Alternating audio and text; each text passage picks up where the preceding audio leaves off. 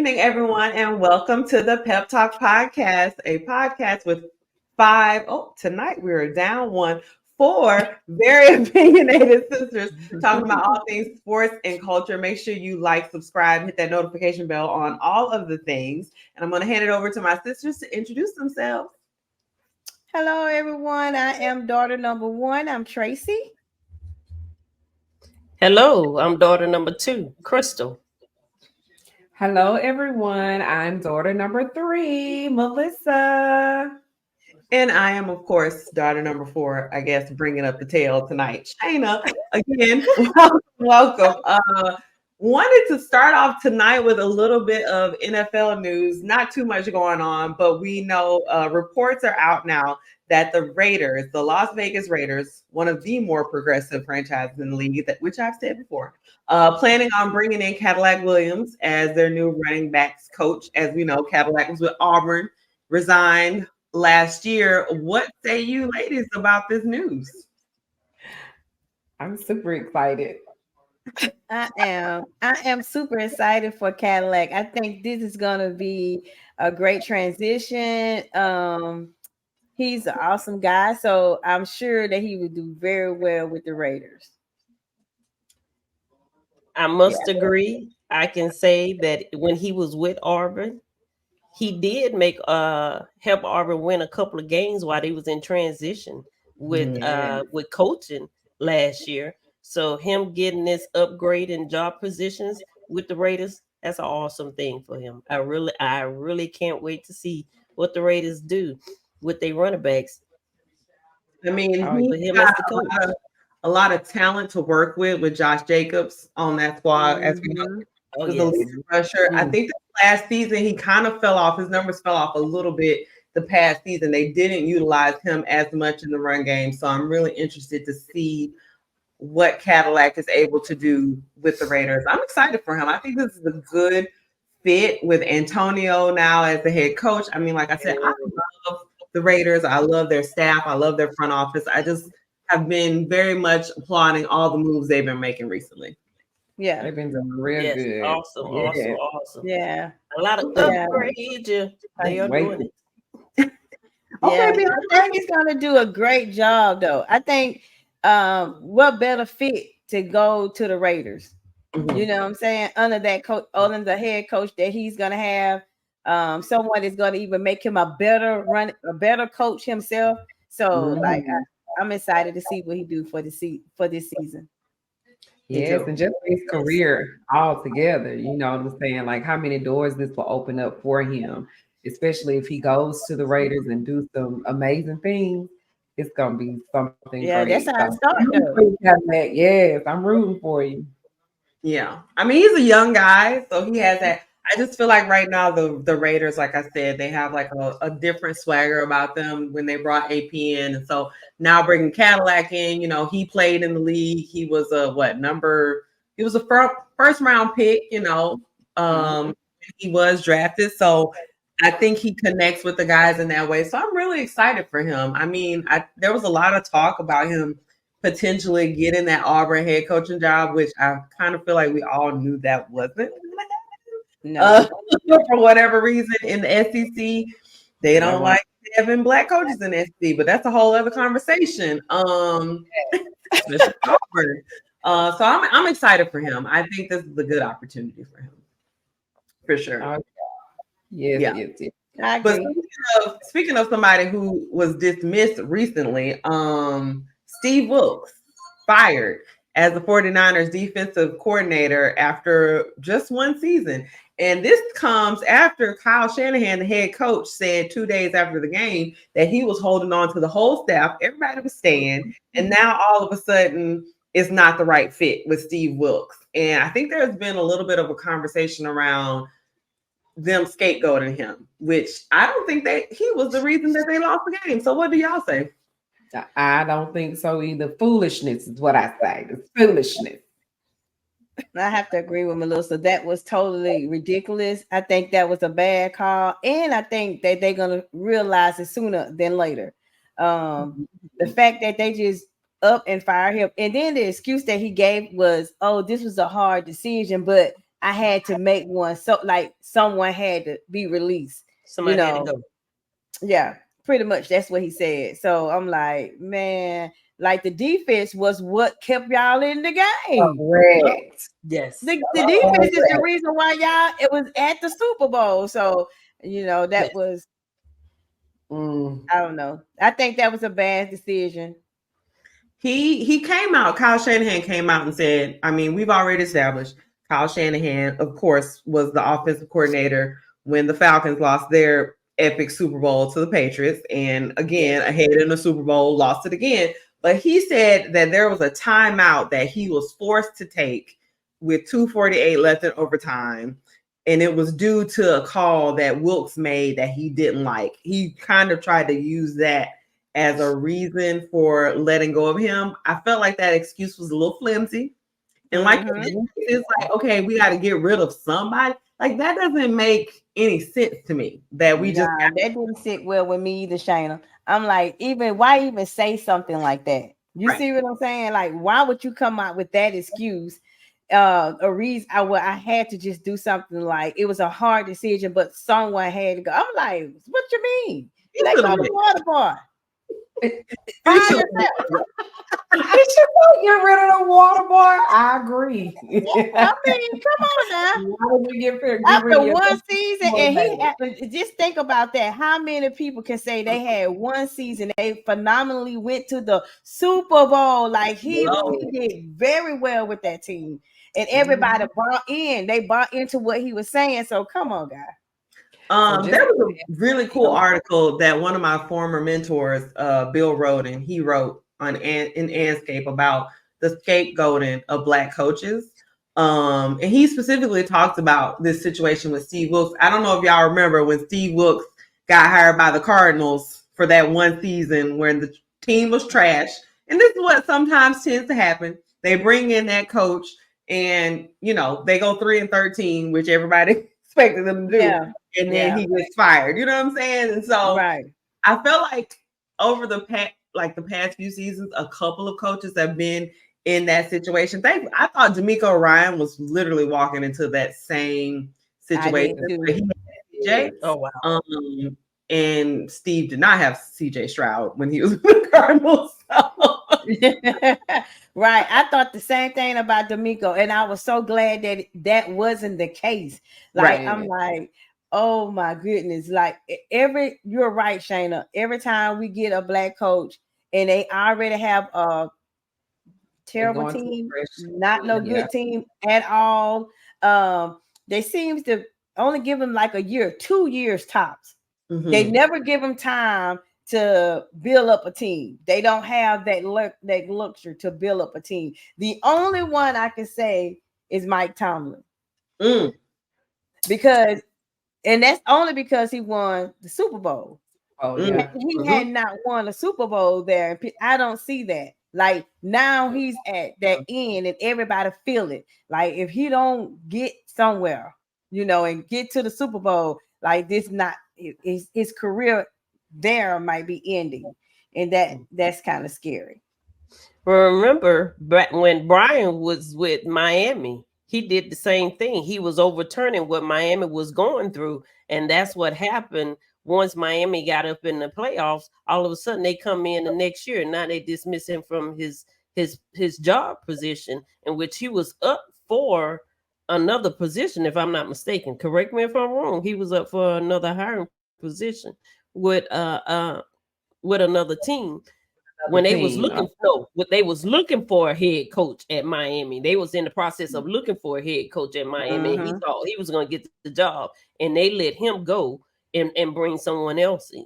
So that was one thing that Brian said, that they weren't giving the African American coaches enough time to show their greatness at the position to actually build a team up. So yeah. Well, I mean, they definitely don't get the chances that a Kyle Shanahan will get. Oh no. No. Oh no. With that being said, we're gonna switch gears here a little.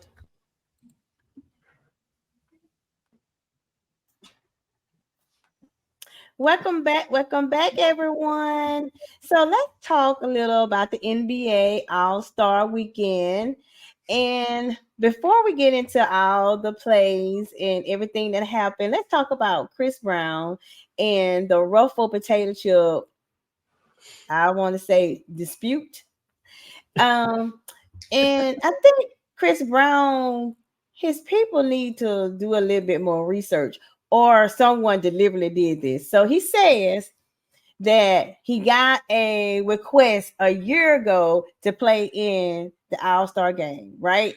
Mm-hmm. And then all of a sudden they told him that he couldn't play because of the Rihanna stuff that happened like 12 years ago. Well, I think they said it was more like accumulative, all of his controversies, like because he hasn't just been in trouble with Rihanna. Like he's had a couple girlfriends that he's had issues with. Oh, but Ruffle said they sent out a statement today and said, "Hey, I don't know where you got that from, but we did not say that. That's not what we said." So, what you think? What you think about that? I think that this is another example of brown people in the industry being, I hate to say the word, blackballed and held to the fire in a different standard. We're held to a different standard than other hues of people. Because I think that even after all of the really, really height of the controversy with the violence and stuff with he and Rihanna, it came out, and this is all allegedly, but this was on the internet, that they were both violent towards each other. They were both aggressive to each other. She apologized for her role in it. He obviously apologized, did his community service work and all the criminal stuff that he had to attend to. And so it was like, for some reason, we never were able, society never looked past that or forgave him for that, or even considered the fact that they may both have been contributing parties to the fight and all the stuff, all the things. But then the thing that I thought was interesting was that so many other people came out in the industry speaking about the fact that she ran him. Like she told him what to do. He wasn't just like, so, and I'm not trying to excuse violence or domestic violence or anything in that way, but I'm just saying, I feel like society never really got past that issue, no matter how much either party tried to clean it up. But then we flip over to the other side of big names in Hollywood and, years and years and years of violence in their relationships. And it's just like, in another month, we all forget about it. And, people have the ability to, improve and be better. I don't know. That's just my take. I agree. Yeah, that's the same way I feel about, for years, they said that Big Ben, y'all know Big Ben did, they say, allegedly. That's what they say. That Big Ben did a lot of essays. Yeah. To a lot of different people. And he had to pay a lot of money. And then, like, it's never brought up. It's never, like, no one ever talks about it. Yeah. It was as no if one it ever never talked about it. And it's like, when I first heard the story, when Chris Brown first came out with it, I was like, oh, like 12 years, like, for real. Like, you had, even though he had different issues with different women, he really been low key. Yeah, he's a little controversial because he doesn't know how to shut up. And I do thought, shutting up and hitting on somebody is two different things, though. I understand, but there's also this thing that when you mess up and you screw up, you have to have a level of discernment and hush, right? He doesn't have humble. He didn't humble himself, making him shut up or humble himself. I think, like you said, I do believe there is a double standard as far as what certain people are able to overcome or sort of put behind them. The situation with Rihanna, I think, like you said, they both admitted their parts in it. My issue with Chris is that, like you said, there's not been a level of contrition from him, because I just feel like you said, he's had multiple instances. It wasn't just Rihanna back in. Right. So it's like people keep trying to bring that up, and he's like, "Oh, I was 17, I was this, I was that." Well, you weren't 17 when you were with Karrueche. You weren't 17 when you were with the girl that after that. You see what I'm saying? So for me, it's like if there had been some sort of level of trying to rehab his image, he hasn't done that. He's actually done the exact opposite. So yes, while Hollywood will allow certain people to get away with that, you have to realize who you are in Hollywood.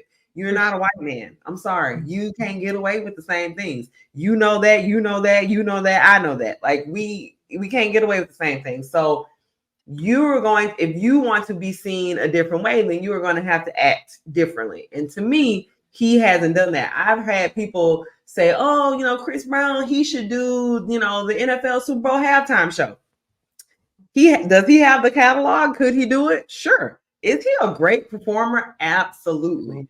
Is the NFL probably gonna? I don't think so. I mean, because he just, again, his image is not one that they want to attach themselves with. And so I don't know. I just feel like between the fights and stuff that happens at his shows and people getting shot and all these other, like, it's just too much. It's too much. That's just how I feel about it. And what's her name? Sabrina. Woo, had a brain fart. Sorry. Steph and Sabrina had that contest was really cool. That was good. I think they need to do more of that. Oh yeah. They need to do more of that and less of the slam dunk contest because it was boring. Yeah, that slam dunk contest was boring. I fell asleep. To say that you had a G leader winning 2 years in a row. Yeah. He was a Well, G those leader. guys in the G League are hungry, though. And that's the difference. And that right there is, I think, what the whole issue is with NBA All-Star altogether, is that the competitiveness. I know we were going to talk about this, but it's like when we talk about a G Leaguer winning the slam dunk contest, it's because they out there, they're trying to get a job. Hello. That's right. Yeah. And so these other guys that are playing in the All-Star game, they got jobs, they got their contracts, they got their money. So guess what? I'm not about to exert any more effort than I need to. I'm showing up, laying it up, alley and ooping, and whatever I'm gonna do. I'm not gonna hurt myself. I'm not gonna break a sweat to do it. And I'm gonna collect my little money and go home. Go to the after party afterwards. I mean, that's what they do.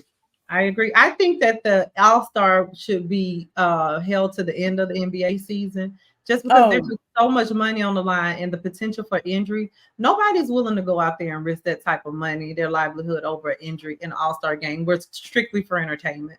I don't understand the reason for it being so close into the season. I mean, this is actually when the season starts really mattering. Like the wins are counting.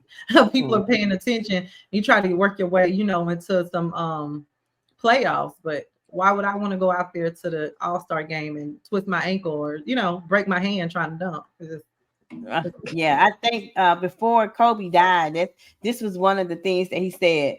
Like when he first got into the NBA and going to the NBA All-Stars and Magic and Bird and Isaiah Thomas and all those guys, they was competing. Those were they was competing for that title. Of course, it wasn't this close into the season, but they were still competing for the title, and it was so much better than now. Like now, man, how many points they had? 200? No, combined 97. 397 total. They were just shooting and walking back to the other end of the court. Huh? Yeah, they weren't even walking. That's what it was. I think the whistle was blown twice. Just by mistake. Ain't nobody What I will say is that I think, honestly, when you look back at those classic All-Star dunk contests from the 90s, the 80s, when you had real stars coming out there and they were competing, it's just this generation is different. That competitiveness, that like they be hugging and dapping up after the games and stuff. Michael wasn't doing all that. Like he's coming out there, he is trying to kill you. He is going to beat you. We're not friends. We're not homies. We're not none of that. I'm coming to beat you. I'm coming to win. And this generation, or just the past few, I guess, these kids, I don't know, that competitiveness is just not there.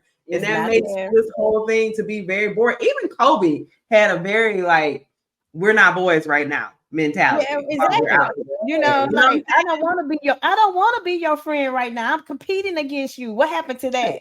I Right. tell you what happened. Everybody got a trophy on the football team. Nobody lost. It's no Everybody had winners to and win. losers. That's when They it don't came. understand the difference between the two. Participation. Yeah.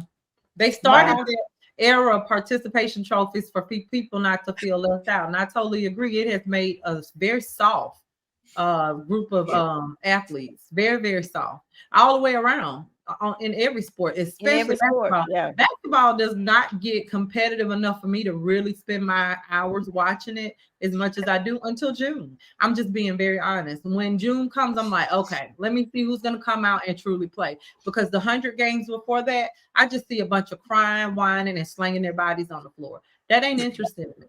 They can bring the girls and do a dunk contest with the WNBA girls and see how interesting it can be with that. Since you do have more girls dunking now than usual. Okay. Maybe they should do like to combine the two, because women's basketball as a sport is good. Definitely a big turn. And when they're working in stride, I will say probably women's college basketball a little bit more than WNBA right now. Yeah, I think maybe they should combine it. Because guess what? When Sabrina was shooting those threes, she was using a man basketball and she was shooting behind the men's 3-point line. And she was shooting. I almost lost that thing. I'm telling you, it came down to the wire. So she did excellent, and it was so interesting. I think those two just grabs everybody's attention. Then they went back to the foolishness, but at least that was the most interesting part of it. I fell asleep on the rest. I'm sorry, guys. I fell asleep. What about the celebrity basketball game? Oh God. Oh, with Shannon and Stephen A. Yeah. But Stephen A. fall out or something. Huh? He lost. See, I told you I didn't watch. I'm lost. sorry. I don't have any points for that. Didn't see it. He did what? It said she don't have no points for that. She didn't see it.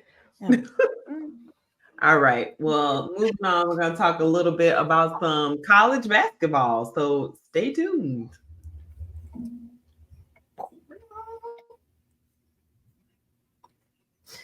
Well. The time has come close to March Madness.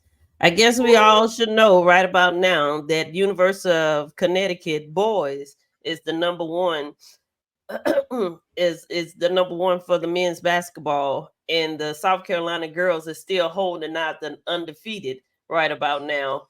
Today we actually seen LSU and Texas A&M, which was a very slow moving game. Do anybody have stacks on what was LSU win on that? Yeah. Oh, they won. 81 to 58. 58. Yeah, I'm sorry. I watched that game. They told them girls a new one the whole game. It wasn't no competition then, huh? No competition. Somebody said something about at the All-Star game, somebody was lobbing shots from across the Angel Reese threw a pass from one end of the basketball court to under the basket to Michaela, and they got an easy layup. I mean, over obviously 8 other players. And it was successful. I mean, they just ran up a dub on them girls. It was pretty embarrassing. Then they almost got to fighting, because now egos come into it. And after Angel finished muscling somebody around on the court, she started pressing down to the ground, telling them they too small.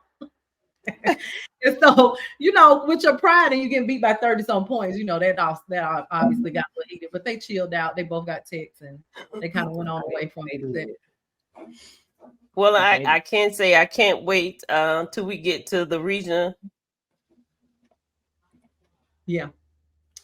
I can't wait till we get to the regionals, which is coming up, so we can prepare for and get our brackets ready for March Madness to see who's going to outshine each other. The other thing is Caitlin finally did get her most... the leading scorer for the NCAA women's basketball.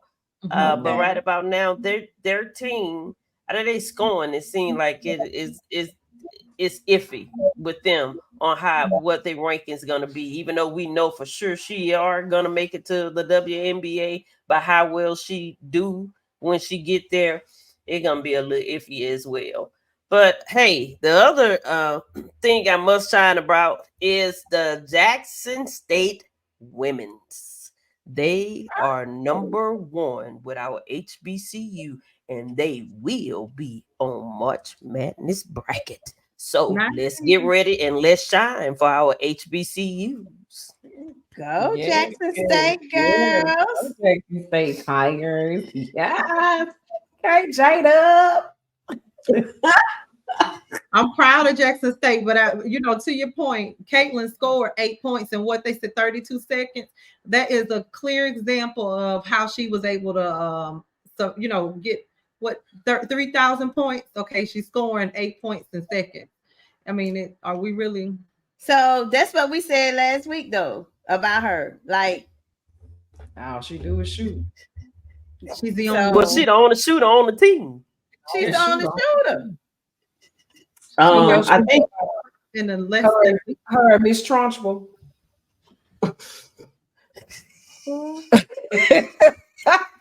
I'm dead.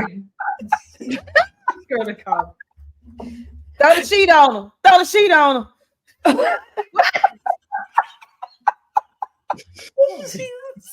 Oh Lord. Oh Lord. Taking them every night. That she just look like Miss Trunchbull. May I ask who that is? Who that is, mister? Who's that? Miss Trunchbull from Matilda? Yes, from the movie Matilda. Please tell me you playing. Oh my God. Oh my Okay. God. I'm gonna say that Cheryl Swoop, the legend Cheryl Swoop, got into a little bit of hot water for basically saying what we have been saying on this podcast. She was like, I mean, Caitlin should break the record. She take 40 shots a game.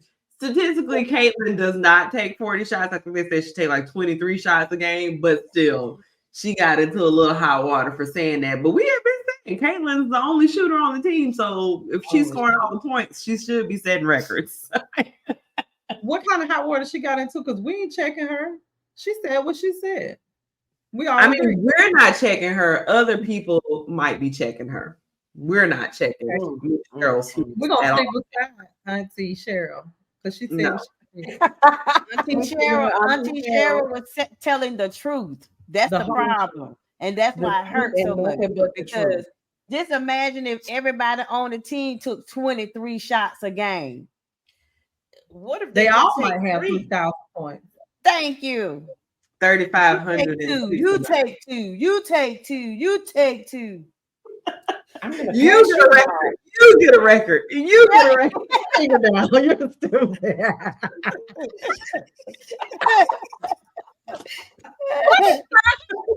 Really, man. It's the way you point, because that's exactly how she did. You get a car, and you get a car.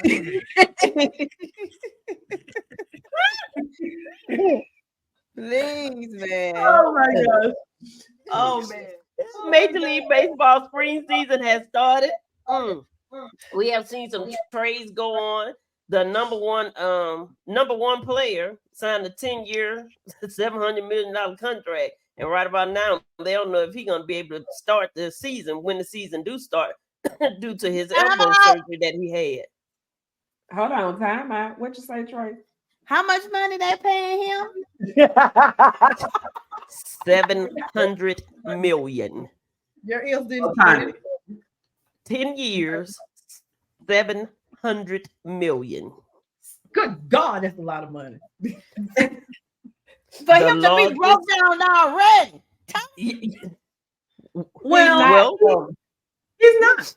Well, today he homered in his first batting practice, literally. His first bat today, he hit a home run. So I think he's gonna be fine. So we looking forward for him being in the start of the season. He may. Well, Tracy, you got to think about it. What's the old guy for the Jets? He did the same thing. He signed that large. Aaron Rodgers signed that large contract and was injured the first game. Aaron Rodgers is 500 years old too, so he was injured. on the field. That was shady. She didn't know that shade, did she? Ooh, he owed them Methuselah. He must He be really older than is. Matilda that they was just talking about. Don't do Matilda. Don't do Matilda. You need to go and watch it. I ain't laughing, cartooners. You need to Okay, go here's and the watch thing it. I have. We watched But Sean all got this- something. Yeah, because I just wanted to share a little tidbit and make sure that I go ahead and, put the applications. I mean, make sure that everybody know that the applications were readily available. I am seeking to have a male child, and so I'm looking for a fully athletic father, with a really That make strong 700 million TV. athletic background and family. And our child is only allowed to participate in baseball as a sport. No other sports will be tolerated or even. Are you looking for the one that's making the 700 million? That are you looking for that father? Say that again. The one that's going to be making the 700 million. That father. That's the guy. Precisely. So if that sperm will be available, I will be more than appreciative to receive a donation. But Asian black. Excuse me. He's gonna be a Blasian baby. You putting a Blasian. Yeah, he should be Blasian. We are not concerned about ethnicity here. We are talking about DNA and athletic ability. I don't care anything. Answer. Sean's uterus is for sale. Looking for. But only for 700 million in 10 years. And only for baseball. And it got to come correct for a male. A male child. You got to come correct. Well, you can pick the sex of your children now, so it's possible. Yeah, we can. But I just want to make sure that the stipulations are very clear. Yeah. Well, You can. Lord Jesus. They didn't take Jesus out the thing then. They just took Jesus out. Did you say throw Jesus out? They took him out. No, he's the one that helped make it. He created the gender way before you chose it. Oh God. You gonna drink that mushroom coffee? Listen, people that have had to go through fertility and they had their eggs drawn down and had 25 males and they were looking for a girl and had no girl. Yeah. So it's a real thing because people are choosing. It definitely is. That's crazy. But it's possible. Well, speaking of our moment off sports, we talking about our girl Glorilla. Put him to sleep. I've been talking about Glorilla. Go ahead. I was like, oh my goodness, Sean out here putting her father's application out for her male child. And I'm sitting here like, the only thing I know about Glorilla, besides LeBron singing her song, Yeah, Glow, is when she did the llama, llama, baby, mama, Reverend Jimmy, Mimi, mama. That part of the applications too. I don't know.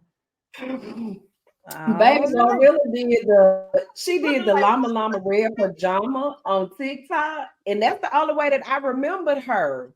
I was like, who is Glorilla? And what y'all talking about? And so Savannah had to tell me who Glorilla was. I ain't never seen the red pajama Glover mama. Me neither, Trace. I'm so confused. It's a nursery rhyme. Oh. I'm a nursery rhyme song. Oh my goodness. I feel so elderly on here today. I feel elderly. I don't know nothing. You having a senior moment? No, I don't have no senior moment. I don't know nothing. Y'all never seen Glorilla do the Llama Llama song? Never. I literally thought you were joking. I did too. I have no idea. Oh Well, my it's just surprising to me that this is the topic that Melissa is doing because, as we all know, she's not the most pop culture savvy. She don't really know what's going on, especially in the secular streets, in the rap streets. I don't. But she's a beautiful girl. I can tell you that much. She seems to be sweet. I know she's from Memphis. And when I heard her sing the Llama Llama song, and when she was saying some of the words, I was like, I don't even sound like that's right. So, I had to go and hear the nursery rhyme itself. Because, she got a little twang from Memphis. Woo! Baby. So people from Memphis, as we all know, they tend to add an R sound to a lot of the words that they say. There's like an R, like Merzik, and you be like, music? No, Merzik. But oh yeah, I worked on a series this year with Glorilla and sweetest girl ever. She's a huge Steelers fan. And she got to go and meet Coach Tomlin, go to the Steelers facility, and she was just like a little kid. She was like, "Oh my God, Coach Tomlin, I'm big fan of yours." And he was like, "You too. I appreciate you, young lady." She was like, "Oh my God, I've been watching you since I was a little kid." And it was funny. But her voice, she's so cute. You can't really understand a lot of what she be saying, but I love her to death. She's a sweetheart. Yeah, she has a very heavy voice, and baby, but that's her. But she LeBron like her. Yes, he was loving on her. Yeah, Glow. I was like, okay, then. Yeah, Glow. I want you to stop. Please. You ain't seen that video either? No. And when I'm still stuck on Yama Nama Baby Mama. I thought you was Llama Llama Red. She said, Llama Llama Red Pajama reads the story. Is his mama. Mama kisses baby's hair and mama goes downstairs. I'm done with y'all. Yeah, you are. You know what was really funny is the fact that the people who all into hip hop and pop, Sean, Tracy, and Shayna, don't know nothing that Melissa is talking about. And gonna rap. That is really funny. Dang, y'all all into everybody. It's the fact that Melissa is rapping for me, honey. Yeah, that's what I'm stuck on. That's what I'm stuck on. It's the fact that baby rapping. Y'all know that meme of the white guy when he be like, what y'all ain't gonna do. That's how I feel like that. I mean, she's doing something. I don't know if I would call her rapping, but she was, she was saying words in a rhythmic fashion. Yeah, so, she was bopping. She used her finger too. I'm so stuck right now. I don't even know what to say. All I know is she was at the NBA All-Star game. Yeah. And she did state that whoever Damian Lillard belongs to, you can go on and move on out the way, baby, because she's claiming him. Yep. She's claiming. I'm gonna take your man. I don't know what you said. What you say? She JJ fan. She gonna take your man. Damian Lillard? No, he ain't married. He divorced. But he divorced. They ain't together no more. Glorilla say, I'll take him. Well, she shot. That's her little voice too. Her voice that deep. Little voice. I'll take him.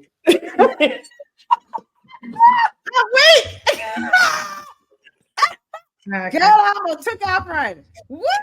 Girl, her voice is so deep. That is exactly what she sounds like. I absolutely cannot. And I'm not going to laugh because I have a very heavy voice as well. But Crystal do too.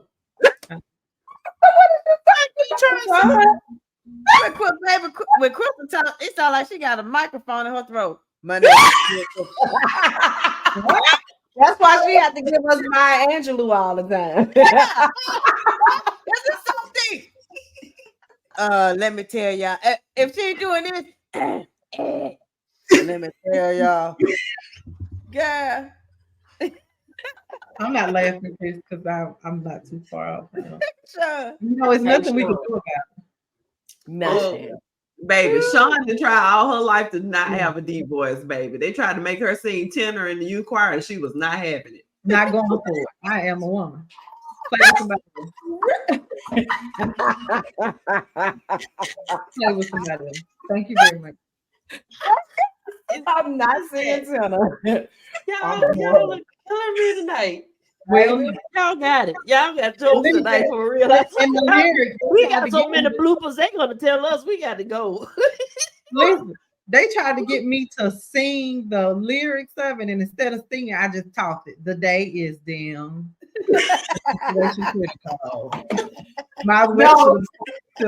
My chance is, but I don't want to get analytical. She rapped it. Yeah, I just rather rap. So that's how my rap career sparked. Is that people didn't take my vocal ability really serious. Not today. Not today. Not today, Sean. Sean. Started working for me. We're gonna leave the rap career where's that, baby? On a lot of soliciting today, I can tell you that. You done solicited a baby dad. I think solicited a rap career. Podcast. You need to do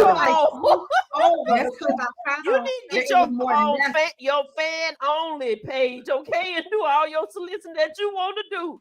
Because wait, time out. It's an only fans, not a fans only. And I'm trying to rap, not sell boo.